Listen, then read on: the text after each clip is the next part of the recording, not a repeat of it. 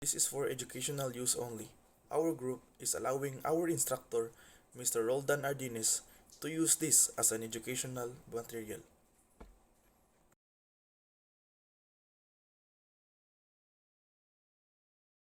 Based on my own understanding, a reasonably steady set of perceptions about who we are in connection to ourselves, others, and social system constitutes the self according to a traditional sociological perspective in the sense that it is shaped through interaction with other people.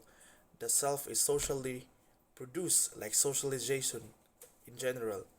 The individual is not a passive observer in the process and has significant control over it and its outcome unfold. An overview of identity. Identity is the unique set of characteristics that can be used to identify a person as themselves and no one else. The word can be used in different ways in different contexts. On a personal level, identity often refers to a person's sense of self, meaning how they view themselves as compared to other people. And to simply put, your identity is the sum of your characteristics, including your birthplace and birthday, the schools you attended, your shoe size, and so on. Some of those characteristics never change, such as your birthday, and some change over time, such as your hair color. Internet identity, also online identity or internet persona, is a social identity that an internet user establishes in online communities and websites. It can also be considered as an actively constructed presentation of oneself. Every time you use a Bing, the cookie that being stored in your web browser acts as an identifier that links together all of your characteristics into Bing's idea of your identity. If you use Bing from both your laptop and your smartphone, you may even more than one identifier, each representing you to Bing even though they may be completely disconnected from each other. The identifier that a service like Bing or MobileMe has assigned to you does not actually refer to you as a person. It is simply a way of pointing to or tagging a set of characteristics that have been collected to form a profile of you. Some of those characteristics may match your real identity and some may not. When you provide a personal information such as your name, age, and hometown to a website operator, you are creating your own partial identities, which is called a persona. What is identifier? And how is that different from identity? An identifier is a name or a symbol that is used to represent a particular object, entity, or concept in a given context. Identifiers are commonly used in computer programming to refer to variables and functions, objects, and other programming constructs. In programming languages, identifiers must follow certain rules and conventions, such as starting with letter or an underscore and not containing spaces or special characters. On the other hand, your identity is a set of characteristics and attributes that distinguish you as an individual. This can include your name, age, gender, nationality, culture, background, personalities, traits, beliefs, and values. Your identity is a unique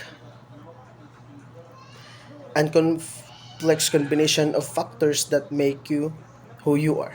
Unlike an identifier, your identity is not just a symbol or a label. It is a multidimensional expression of your being. Why are websites assigning identifiers to me and building profiles about me? You probably have figured out why various websites are asking you to create an account with a unique identifier. They need a way to maintain information about you so they can provide you with a personalized experience beyond the information explicitly provided. You may be wondering why those websites are also building profiles based on what you search for, the links you click on, your location, and so on. Why are websites assigning identifiers to me and building profiles about me? Websites are assigned identifiers to you and build profiles about you in order to personalize your experience and provide you with relevant content and advertisements. This identifier may include cookies, device identifiers, IP addresses, and other data points that allow a website to track your online activity and understand your behavior. By analyzing this data, websites can learn about your interests, preferences, and habits, and tailor their content and ads to better suit your needs. This can help you discover new products or services that might be interested in and make your online experience more enjoyable and efficient.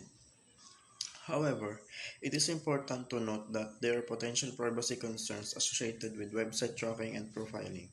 Some users may feel uncomfortable with the idea of their online activity and being monitored and tracked, and may be concerned about how their data is being used and shared.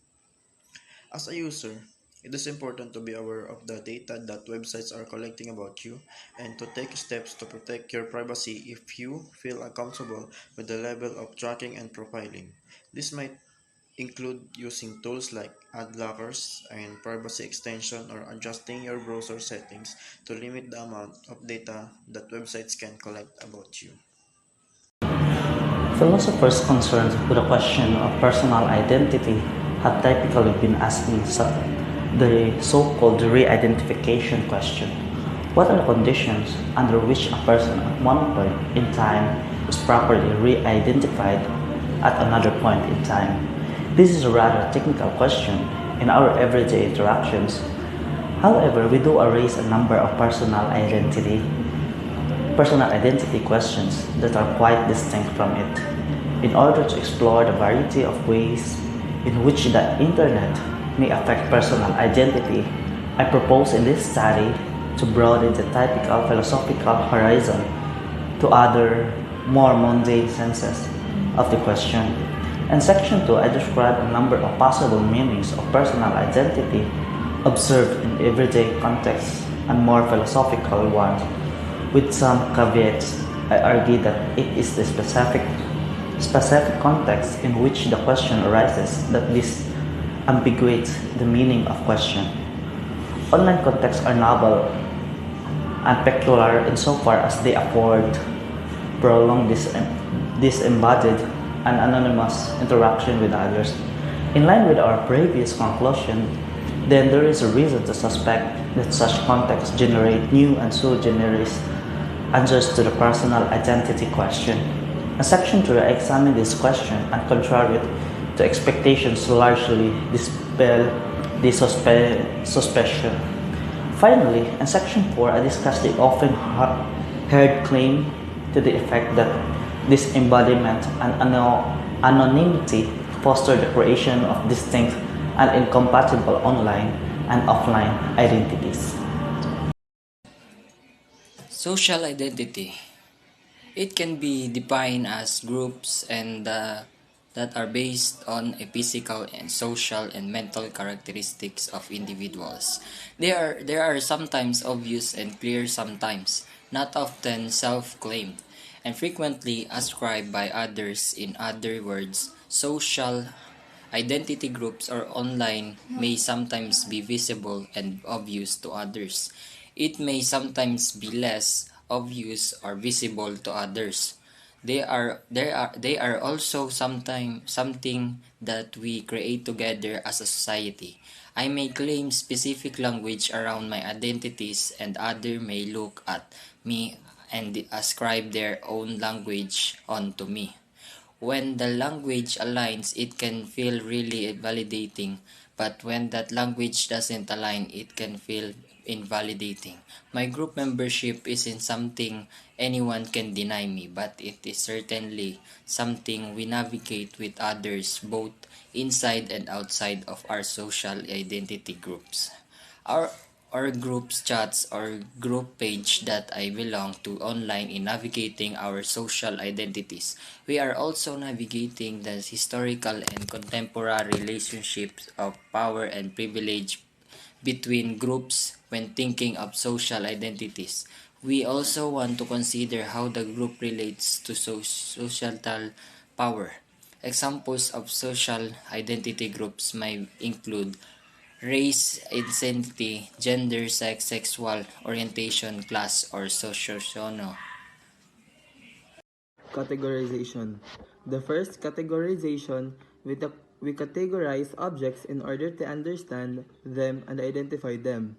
In a very similar way, we categorize people, including ourselves, in order to understand the social environment. We use social categories like black, white, Australian, Christian, Muslim, student, and bus driver because they are useful.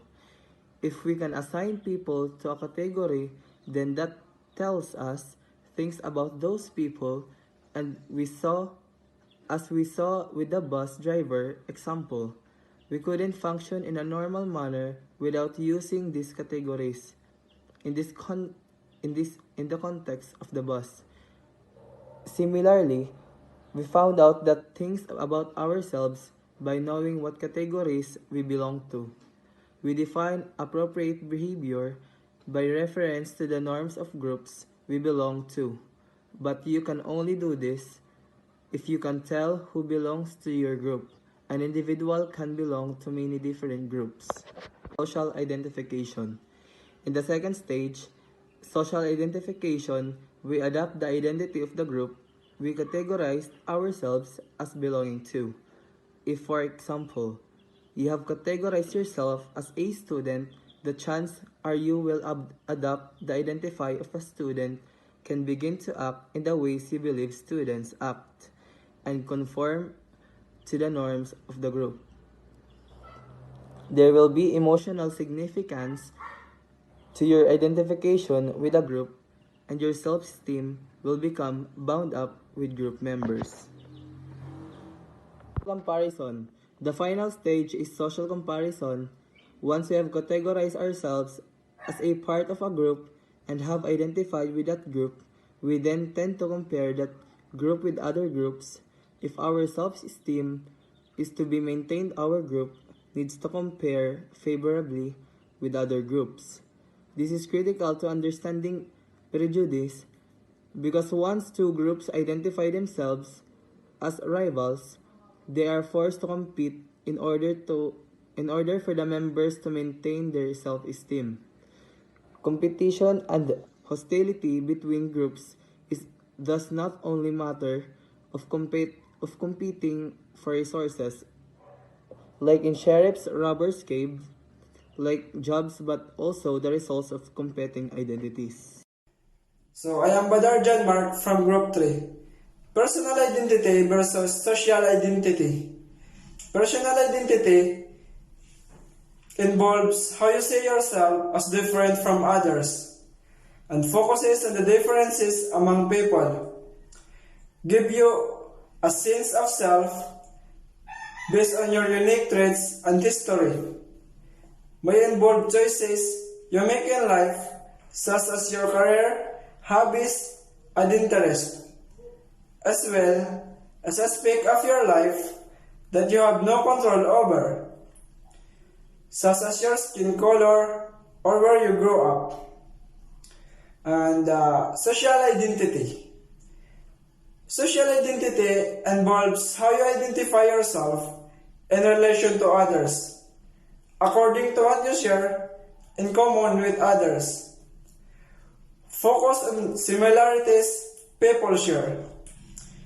Gives a sense of belonging to a group of people.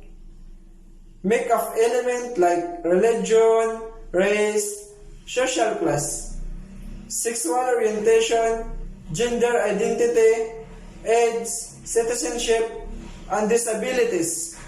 That's all. Thank you.